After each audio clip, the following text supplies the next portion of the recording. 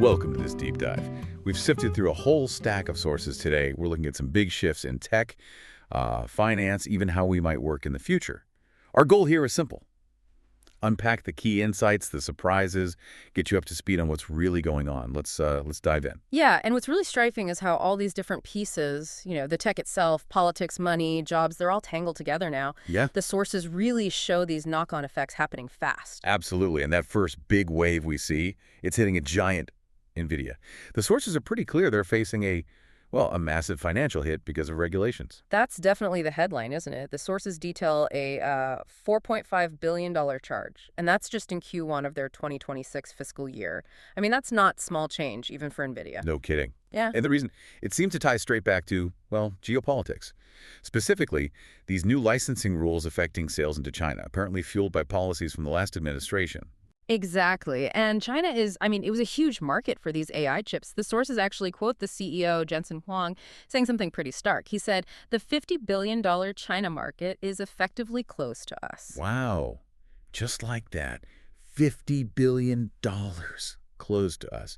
That really nails the scale, doesn't it? It absolutely does. Shows how decisions made way up high can just slam the brakes on business overnight. Okay, so from that huge corporate impact, let's shift gears. Let's talk about something potentially hitting, millions of us. Right. Jobs. AI's potential impact. Some sources paint a pretty dramatic picture. Yeah, this part raises some genuinely unsettling questions, particularly a warning from Anthropic CEO Dario Amodei. His prediction is, frankly, hard to ignore. He's talking about AI potentially wiping out 50% of entry-level white-collar jobs. 50%. 50%, and pushing unemployment up maybe to 10, even 20%. And he thinks this could happen in the next, say, 1 to 5 years. 1 to 5 years for that kind of disruption. That sounds incredibly fast. The sources mentioned he's worried people just aren't seeing this coming. Meanwhile, CEOs are apparently working furiously behind the scenes, trying to figure out exactly when AI can replace people cost-effectively at scale. Right, and there's even this idea floated, maybe AI agents handling pretty complex mid-level engineering tasks by the end of this year. Okay, that's alarming. But hang on, do all the sources agree? I mean, are there other perspectives? That's a fair point. And yeah, the sources do bring in other data implicitly. The Economist apparently shows white-collar jobs have actually been rising. And, you could argue a CEO talking up AI's power might have a vested interest, maybe a bit of marketing in there too. Right, so how do we balance that? Why take Amodei's warning so seriously if other data points elsewhere? What's the key takeaway? I think the crucial point he makes, the one the sources really highlight, isn't just the numbers, but the speed and nature of this change. He uses that phrase, gradually, then suddenly. That's the key. Gradually, then suddenly. Exactly. Unlike older automation waves that hit specific tasks or industries over, decades, AI could hit lots of different areas all at once. And the improvement rate is just so much faster. Exponential, really. So the suddenly part is when the tech gets good enough or cheap enough to deploy widely. Precisely. And his other really important point, especially for you listening, is this idea that jobs get degraded before they disappear. Degraded? How so? Well, AI tools start automating the core parts of a job. So the human role shrinks, maybe feels less valuable and needs less skill, until eventually automating the whole thing seems like the logical next step. That slow erosion could be happening right now, kind of under the surface, setting things up for a big shift later. Degraded before displaced. That makes it feel much more, immediate somehow, not just a future threat. Yeah, it means you need to think about whether AI can do parts of your job, not just the whole thing. Okay, so with all this change swirling, how are the big established players coping? There's a really interesting development with the New York Times mentioned. Oh yeah, this is a fascinating example of the pragmatism emerging. So the sources say nearly 2 years after the Times sued OpenAI and Microsoft for copyright infringement. Right.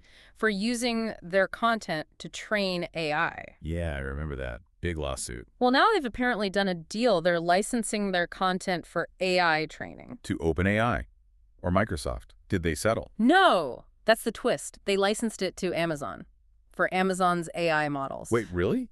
Not the companies they sued, but a different tech giant. Okay, that is interesting. It really is. It suggests that maybe just trying to block AI isn't the long-term play for content creators. The new game seems to be figure out how to get paid for your data, make deals where you can, even while you might be fighting battles elsewhere. So less fighting the tide, more figuring out how to build a boat or maybe sell the water rights. Something like that. It shows the industry is definitely adapting, looking for new ways to operate in this AI era. Definitely shows how fast these relationships are evolving. Okay, let's cover a couple of other quick, surprising points from the sources. First, something much more user-facing from Apple. Yeah, a very relatable one. Sounds like Apple's planning to change how they name their operating systems, iOS, macOS. How so? Instead of just the next number in line, like iOS 18, macOS 15, whatever, they're apparently shifting to naming them by the year. Oh, so like iOS 26, macOS 26 next year. That seems to be the idea. Okay, that actually sounds simpler. Easier to track for most people, right? Yeah, the sources suggest it's about consistency, less confusion. Should be announced soon, maybe at their WWDC event on June 9th. Right. Simple change, big impact. Okay, and then something completely different, a corporate crypto move. A pretty surprising one, yeah. GameStop. GameStop. The meme stock company. What did they do? The sources say they bought Bitcoin, a lot of it. 4,710 Bitcoin. Whoa, what's that worth? Well, over $500 million at current prices. GameStop is holding $500 million in Bitcoin. Seriously, Yeah. That's unexpected. What's the thinking there? Well, it shows holding crypto isn't just for tech firms like Tesla or Coinbase anymore. It's becoming maybe a strategy for other kinds of companies, too. And the sources kind of connect this, suggesting maybe we'll see more of it, partly linked to the political climate, mentioning former President Trump's support for crypto as maybe encouraging these kinds of corporate bets. Huh. So corporate treasury decisions potentially being influenced by political signals around crypto. Yeah, and there's another layer, too. The sources mentioned data from Chainalysis. They do blockchain analytics. Apparently, the previous administration seized a lot of crypto. We're talking upwards of $21 billion. Seized from criminal activity. Mostly, yes. Yeah. Law enforcement seizures.